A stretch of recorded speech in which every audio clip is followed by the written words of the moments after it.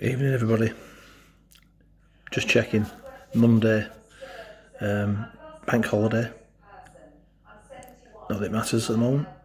Day 18 of isolation. Got a few more days to go yet, unfortunately. But we press on. Got up this morning, just whilst checking the isolation beard, I actually noticed, I don't know if you can see it or not, that my beard and my eyebrow is actually just starting to meet up now, look.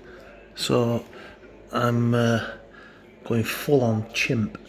Not sure if it's a result of isolation and extra things happening, but I'll just being a hairy old bastard, I don't know. But that's what I noticed this morning, so that was something to excite me. And what I was going to say is, what's finally happened in this house is, some of you might know, we've been trying to be quite frugal and shop only once every couple of weeks or whatever, and it's been a good test, getting through all the cupboards and food and stuff. Anyway, it's finally happened. We're down to our last shared roll of bog roll in the house, which is difficult. So my missus, until we go shopping tomorrow, has made it rationed, so we've only got to go when absolutely necessary. That's when I usually go, to be quite honest, but only when it's absolutely necessary. And she's been locking the toilet doors and patrolling, as she does. Anyway, what I have done, sort of get round it a bit. She doesn't know this, so let's just hope she doesn't listen to this thing. But what I have been doing, I've been using the cat litter trays. She hasn't noticed yet, and I've been covering it over and stuff. She did say in passing that, what the hell have you been feeding them cats, or how often have you been feeding those cats? So I don't know if that's playing on her mind or not, but anyway, she hasn't noticed yet, so let's just hope we get some toilet roll in tomorrow. On the subject of cats, I don't know if anybody knows, there's something called catnip. It's like a sort of a herb, a bit like mint, that cats are just madly attracted to. It's like LSD for these cats. And so she's been giving catnip and spraying this catnip spray on stuff. And I'll tell you what, they absolutely smacked off the tits of. I mean, one of them was lying on its back, paws in the air, just giggling and laughing its head off. Then it got the munchies afterwards. So I'm thinking, this is good stuff, this catnip.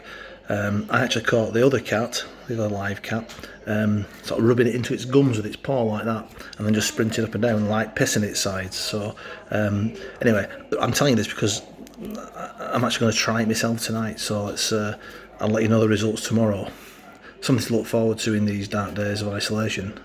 Oh yeah, I mentioned yesterday about a reset, perhaps back to the good old days, when things are a bit more simple, because I mean at the moment it's just batshit crazy everywhere, isn't it, and world's gone mad. So I've done a bit of a poem, you'd be surprised to know, but based on when I was a wee nipper growing up in the hard to believe I know, in the 70s. Some of the older ones listening to this might be able to realise and remember back themselves. So this is the way things were, or the way we were, or back in the 70s anyway. With all the current goings on, is it time for a reset? Surely it was much better back in the 70s. You'll probably miss it, I bet. Your mum going to buy food from a variety of shops,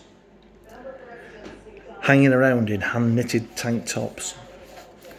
I remember on the way home from school, my mum stopping at the butcher's for meat. I like going there, she used to say. It slips me a bit of something extra for a treat. The veg man would call once a week. No need to order in advance. He'd serve you what he wanted from his hand-painted green ex-ambulance. Playing out all the times, no worries, safe and carefree. Until your mum would be shouting, "Come on in, it's time for your tea." All hand-me-down clothes that didn't quite fit, and pavements randomly dotted with old white dog shit. No holds barred comedians telling stories, PC level 0. Frank Carson, Les Dawson, and Bernard Manning, my hero. Not much choice in cereal, sugar puffs, cornflakes and Weetabix. And my mum sending down the shop for 10 player number 6. Even though I was only 8, that was the best trip I reckoned. Because with the change from the fags, the penny tray beckoned. White mice, flying saucers, fruit salad and blackjack. But I'd make sure to eat every one before I got back. You better not have been eating sweets, you'll ruin your tea. Come on, stick your tongue out, come on. Show me, let's see. Chips for tea, cooked in a chip pan, not oven via freezer. Don't leave the table till you've eaten your peas. He just couldn't please her. We'd walk everywhere, or maybe jump on a bus. At 8 years old, 2p to town please mister. Dead easy, no fuss. Except now and again, a family trip out of town. Then watch my dad get angry, because we'd always break down. Black and white telly, only 3 channels to pick. Bouncing around outside on a space opera or pogo stick. Bath and hair wash Sunday nights. Clip round the ear if you were naughty. And sit round the radio at tea time to tape the top 40.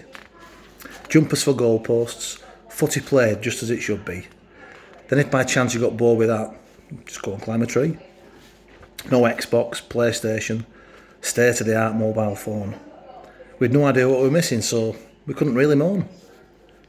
Saturday night telly, inside when the weather was dire. Go on, tell me dad, it's cold. Put another bar on the fire. Match of the day, on that black and white TV set, was the only glimpse really of our chosen team we'd get.